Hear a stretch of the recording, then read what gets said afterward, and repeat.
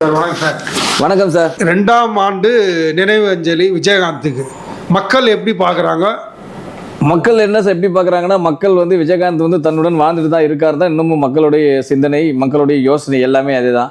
விஜயகாந்தோடைய புகழ் என்னன்றதை விஜயகாந்த் கிட்ட நலன் பெற்றவர்கள் முதல் கொண்டு, விஜயகாந்தோட காலகட்டத்தில் வாழ்ந்தவங்க முதல் கொண்டு இன்று வரை விஜயகாந்தோடைய புகழ் என்ன, விஜயகாந்தோடைய வளர்ச்சி என்ன, விஜயகாந்தோடைய சாதனை என்ன, விஜயகாந்தோடைய சரித்திரம் என்ன அப்படின்றத மக்களுக்கு நல்லா தெரியும் சார்.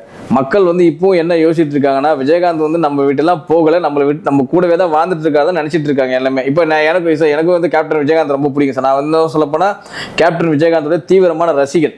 ஏன் இது சொல்கிறேன்னா, எங்கள் ஊர்லலாம் வந்து பார்த்தீங்கன்னா விஜயகாந்த் படம் தான் திருவிழா மாதிரி கொண்டாடுவாங்க. ஒவ்வொரு திரைப்படம் வரும்போது ஏழை ஜாதி, கோயில் காலை, வானத்தை போல, வல்லரசு, கேப்டன் பவர், புலன் விசாரணை, மாநகர காவல், பூந்தோட்ட காவல்காரன், செந்தூரா பாண்டியன், பல திரைப்படங்கள் சார், சின்ன கவுண்டர், பல திரைப்படங்களை வந்து எங்கள் ஊர்லலாம் விஜயகாந்த் படம் வந்ததுன்னா லாரியை வச்சுட்டு கூட்டிட்டு போவாங்க சார். நான் இது பல விஷயங்களை சொல்லிக்கிறேன்.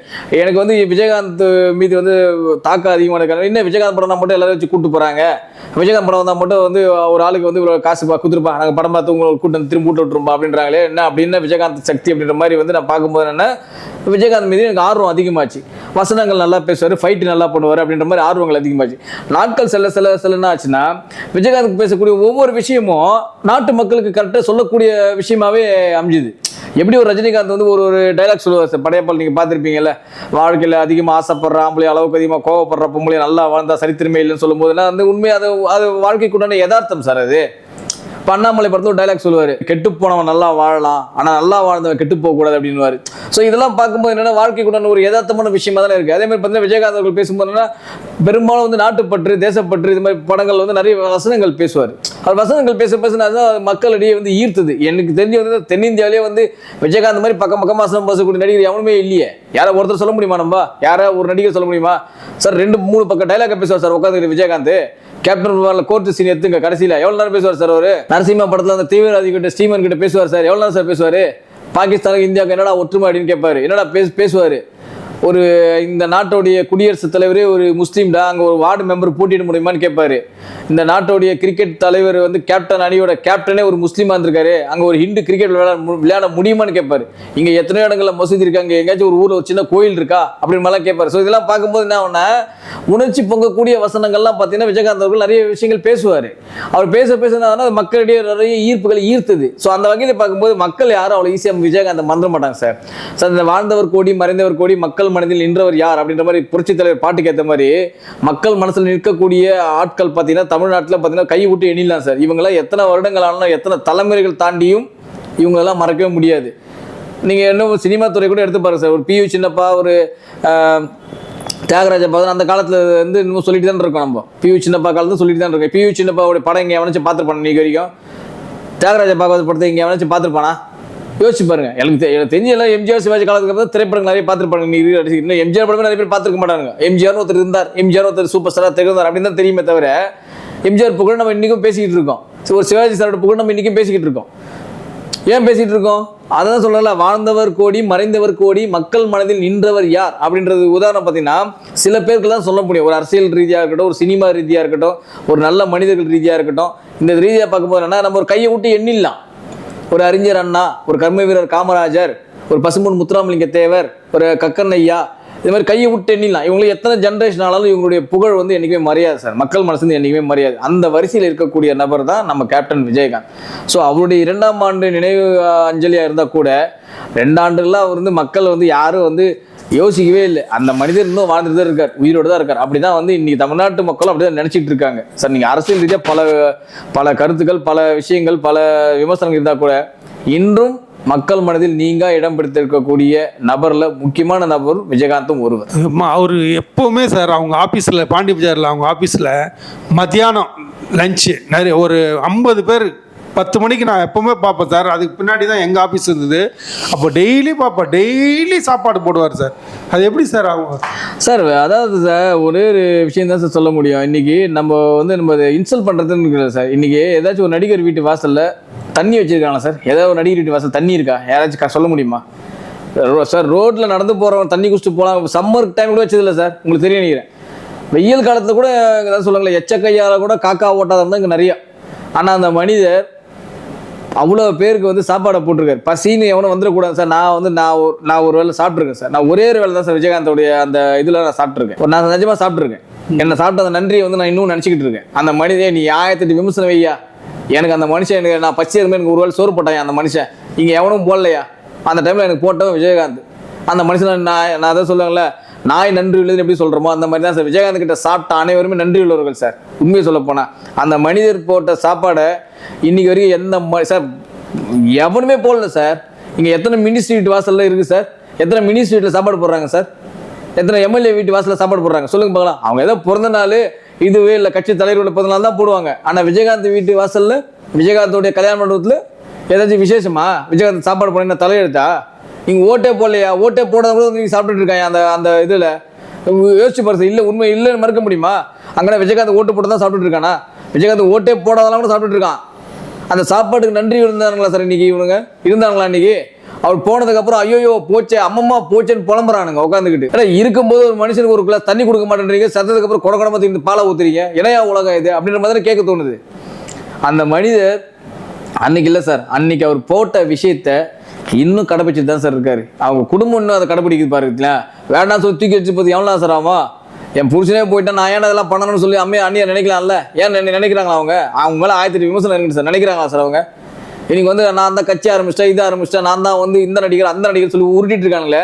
அவன் வீட்டு வாசலில் எத்தனை பேர் சார் சோறு போட்டிருக்காங்க வரைக்கும் சொல்லுங்க சார்? ரோட்டில் போகிற மக்களுக்கு என்ன ஒரு வேளை சோறு போட்டிருப்பாங்களா சார்?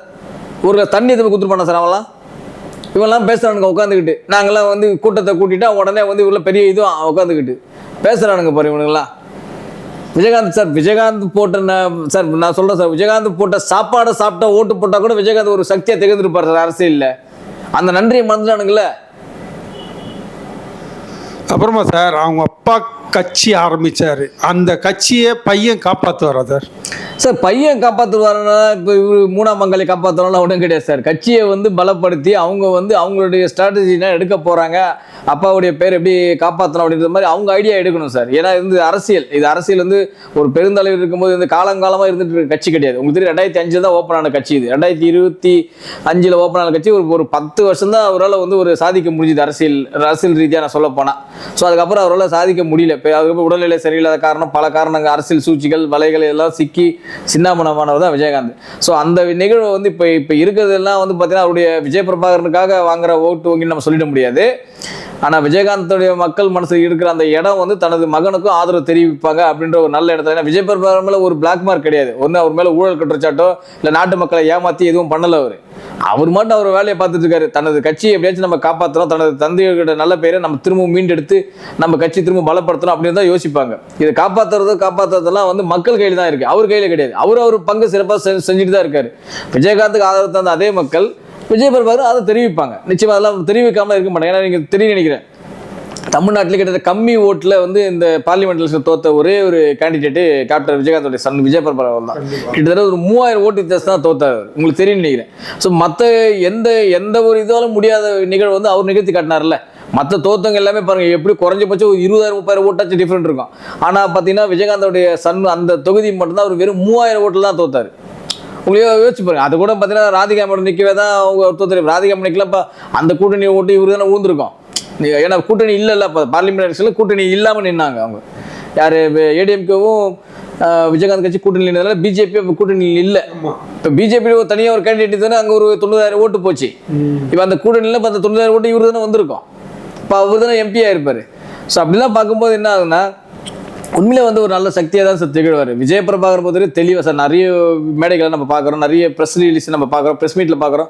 தெளிவாக சிந்தனையாக அழகாக பேசக்கூடியவர் சார். அவர் நல்லா தெளிவாக பேசுகிறார். ஒரு அரசியல் அவர் இன்னும் 40-50 ஆண்டு கால அரசியல் வாழ்க்கையில் வாழ்ந்தவர் கிடையாது சார். சின்ன பையன் சார் உண்மையை சொல்ல போனால். அந்த அளவுக்கு வந்து அவர் அழகாக வந்து அரசியல் விஷயங்களை நுணுக்கமாக கற்றுக்கிட்டு அழகாக பேட்டி கொடுக்குறாரு சார். அவர் என்ன தப்பு கண்டுபிடிச்சிட்டாங்க அவங்க? ஒன்றும் கிடையாது. எனக்கு தெரிஞ்சு விஜயகாந்த் கொடுத்த அதே ஆதரவை விஜய் பிரபாகரன் கொடுப்பாங்க. நிச்சயமாக தமிழ்நாட்டு மக்கள் கொடுப்பாங்க சார். அதில் எந்த விதமான மாற்றமும் இல்லை சார். 2 பசங்க சார் அவருக்கு. ஒரு பையன் அரசியலுக்கு போயிட்டான், ஒரு பையன் சினிமாவுக்கு போயிட்டான். சினிமாவில் அவங்க அப்பாவை மிஞ்சி வருவார் சார். சினிமான்றது வந்து அது வந்து ஒரு லக்கு தான் சார். அப்பாவை மிஞ்சி இப்போ நீங்கள் நல்லா யோசிச்சு பாருங்களேன், பெரிய பெரிய ஜாம்பவான்கள் மகன்லாம் யாருமே தேரல. ஒரு பாரதி ராஜாவுடைய மகன் எடுத்துங்க, மனோஜ் பாரதி ராஜா எங்கேயாச்சும் பெரிய பெரிய ஹிட்டு கொடுத்தாரு? அவர் இல்லை. ஒரு பி வாசு அவ்வளோ சக்ஸஸ்ஃபுல் மூவிஸ் கொடுத்தவர், அவருடைய டைரக்டர் அவருடைய பையனை தூக்கின்னு வர முடிஞ்சுதா? வரல. ஆனால் அந்த காலத்தில் சாதாரணமாக இருந்த டைரக்டர், சாதாரணமாக இந்த நடிகருடைய பசங்கள்லாம் பெரிய லெவலுக்கு வந்துட்டாங்க. ஸோ அது வந்து ஒரு லக்கு தான் சார். எல்லாருமே நம்ம சொல்லிட முடியாது. இப்போ விஜயோட தந்தை எஸ். சங்கர் அன்றைக்கி வந்து இப்போ பெரிய இந்த இயக்குனர் கிடையாது, அவர் வந்து பெரிய நம்பர் 1 லீடிங் இந்த டைரக்டர் அவரே கிடையாது. அவருடைய மகன் இன்னைக்கு எந்த ஸ்டைலில் இருக்காரு? சிவகுமார்னு பெரிய டாப் 3ல இந்த நடிகர் அன்றைக்கி கிடையாது. இப்போ சூர்யா அவங்கள எப்படி இருக்காங்க? அவ்வளோ யோசிச்சு பாருங்க. இப்போ கார்த்தி நவரச நாயகன் கார்த்திகோட மகன் என்ன ஆனார்? பிரபுவோடைய மகன் என்ன ஆனார்? ஸோ எல்லாருமே டாப்பில் இருந்தவங்களுடைய மகன்லாம் வந்து பெரிய அளவில் ஜொலிக்கல இல்லை. ஸோ அதை வந்து நம்ம ஈஸியாக சொல்லிட முடியாது. அது வந்து ஒரு லக்கு தான். அவங்களுக்கு படங்கள் ஸ்கிரிப்ட் அமையணும், ஒரு நல்ல கதைகள் அமையணும். அந்த மாதிரி அமைஞ்சா மட்டும்தான் அவங்க வந்து மக்களை ஏற்றுக்கக்கூடிய சக்தி இருக்கணும், அவர் வந்து கொண்டாடணும். அந்த மாதிரி இப்போ பாருங்கள், அந்த இது போன லவ் ஸ்டோரியில் எடுத்துக்கணும்லாம் கொண்டாடிருக்காங்க தூக்கி போயிட்டு. சார் நம்ம நிறைய படங்கள் பார்த்துருக்கோம் சார். அது நம்ம பார்க்காத காதல், சொல்லாத காதல், சேராத காதல், தொடாத காதல், லெட்டரில் காதல், டெலிஃபோனில் காதல், சொல்லாத அதாவது கடைசி வரைக்கும் சொல்லாமலே காதலியை வந்து லவ் பண்ணுறான்றதுக்காக இவன் காதலை மறைச்சிட்டு அவன் காதல் சேர்த்து வைக்கிற காதல், இப்படிலாம் நம்ம பார்த்துருக்குமா இல்லையா? என்ன மாதிரி காதல் படங்கள் நம்ம பார்த்தோம்? நீங்கள் என்ன காதல் படங்கள் வருது? அடுத்தவன் பொண்டாட்டி எப்படி உஷார் பண்ணுற காதல், இவன் பொண்டாட்டியை தாரவாத்து கொடுக்குற காதல், அடுத்தவன் காதலியை வந்து அவன் கூட கட் பண்ணிட்டு நம்ம கூட சேர்த்து வைக்கிற காதல். இன்றைக்கி என்ன மாதிரி காதல் வருது? இப்படி இது இவங்களே இந்த மாதிரி காதல் எடுத்தா அப்புறம் சமுதாயம் எங்கேருந்து உருப்படும்? நீங்கள் யோசிச்சு பாருங்க. இப்படி தானே வருது லவ் படங்கள் இன்றைக்கி. அதை வேறு தூக்கி வச்சு கொண்டாடுறானுங்க. இவர மாதிரி ஒரு லவ் ஸ்டோரி படத்தை எடுக்குதே இல்லைன்னு வெக்கம் கட்டணுங்க. லவ் ஸ்டோரி படம் பல படங்கள்லாம் எடுத்து பாருங்கடா. ஒரு காதல் தேசம் ஒரு படம்டா, ஒரு பொண்ணு 2 பேர் லவ் பண்ணுவாங்கடா. ஆனால் அந்த பொண்ணு 2 பேருமே எனக்கு வேணும்னு சொல்றதுக்காக கடைசி 2 பேரும் உயிர் தியாகம் பண்ணுவாங்க அந்த காதலிக்காக. அப்படிப்பட்ட படங்கள்லாம் வந்த காலகட்டம் இது. இல்லையா சார்? நடக்கலையா சார்? கடைசி வரைக்கும் பார்க்காத காதல் சார் இருக்குது இல்லை உங்களுக்கு? காதல் கோட்டை கடைசி வரைக்கும் தொடாத காதல் சார். காதலுக்கு மரியாதை இருக்குது சொல்லலாமா நம்ம படங்களே சார்? ஒருத்தர் ஊமன்னு ஒரு பொண்ணு லவ் பண்ணு சார், அவன் பேசுவான்னு தெரிஞ்சவொன்னே அந்த பொண்ணு எங்க லவ் பண்ண மாட்டோம் தன்னது நாக்கே எடுத்துட்டு போவான் சார் சொல்லாமலே. இருக்குதா? எத்தனை படங்கள் காதல் படம் சொல்லலாம் தெரியுமா உஸ்தாதுக்கு? இன்னைக்கு இப்படி எடுக்கிறாங்க காதல் படங்கள். கேவலமாக கண்டாவே கலாச்சாரத்துக்கு சீர்கேடு கெடுக்கிற மாதிரி படம் எடுத்துட்டு இருக்கானுங்க உட்காந்துக்கிட்டு. அவனுக்கு ஒரு ஃபேன் குரூப் வேற அதுக்கு. அந்த மாதிரி லட்சத்தை எடுத்துட்டு இருக்கானுங்க சார் உட்காந்துக்கிட்டு. இப்படி இது மாதிரிலாம் இருக்கிற ஆடியன்ஸ் மத்தியில் சண்முக பாண்டியன் மாதிரி ஆட்கள்லாம் வந்து நான் வந்து நல்ல படங்கள் கொடுத்தா எவன் ஏற்றுப்பான்? ஏற்றுக்க மாட்டானே. எங்க இப்போ கூட கொம்பு சீவின்னு ஒரு படம் பொன்ராம் இயக்கத்தில் வந்து ஏன்னாச்சும் மக்கள் கொண்டாடினாங்களா? படைத்தலைவர் படம் வச்சு கொண்டாடினாங்களா உட்காந்துக்கிட்டு? ஒருத்தனும் கொண்டாடலையே உட்காந்துக்கிட்டு. இதே வந்து சண்முக பாண்டியன் வந்து இந்த மாதிரி இத்து போன காதல் படம் ஒரு படம் இருக்கட்டும் ரசிப்பானுங்க ஊந்து இவனுங்க. இவதான் நினைச்சிட்டு இருக்கானுங்க உட்காந்துக்கிட்டு இவனுங்க. அதான் சொல்லாது, தமிழ்நாட்டோட கலாச்சாரத்தை சீர்கேட்டை கெடுப்பதே இவனுக்கு மாதிரி நடிகர்கள் தான் சார். இந்த ஒரு சில நடிகர்கள் தான் உட்காந்துட்டு கலாச்சாரத்தை கெடுக்கிறதே இவனுங்க தான் உட்காந்துக்கிட்டு. நன்றி, வணக்கம் sir. Thank you very much sir. இந்த வீடியோ உங்களுக்கு பிடிச்சிருந்தா லைக் பண்ணுங்க, கமெண்ட் பண்ணுங்க, ஷேர் பண்ணுங்க, சப்ஸ்கிரைப் பண்ணுங்க.